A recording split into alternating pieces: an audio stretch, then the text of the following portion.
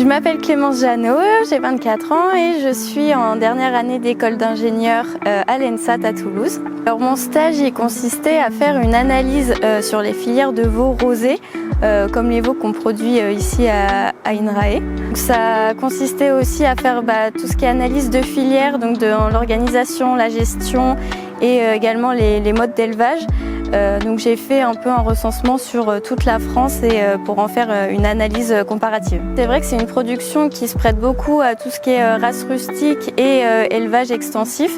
Il y avait forcément des élevages avec des races communes comme la Limousine ou la Blonde d'Aquitaine, mais il y a aussi des élevages avec des races moins connues comme la Maréchine ou encore la Nantaise. J'ai réalisé du coup des enquêtes auprès de différents acteurs des filières. Donc ça allait des éleveurs aux commerçants, bouchers, cantines. Ce qui ressort, c'est que c'est une filière qui est très axée bien-être animal et environnement et que c'est vraiment dans les convictions des personnes qui sont dans ces filières-là. Et c'est également une filière qui a beaucoup été décrite comme une filière d'avenir parce qu'elle correspond un peu aux attentes sociétales et notamment des consommateurs. C'était surtout qu'il n'y avait pas beaucoup de données sur ces filières-là. Toutes les personnes interrogées étaient très preneuses en fait, des résultats de cette étude.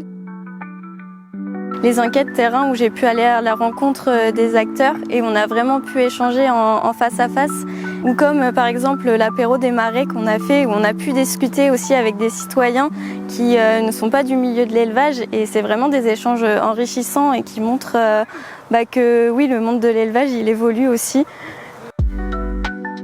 Comment est structurée une filière? En fait, il y a énormément d'acteurs qui rentrent en jeu auxquels on ne pense pas forcément. Personnellement, ça m'a aussi apporté une nouvelle vision un peu de l'élevage de veaux.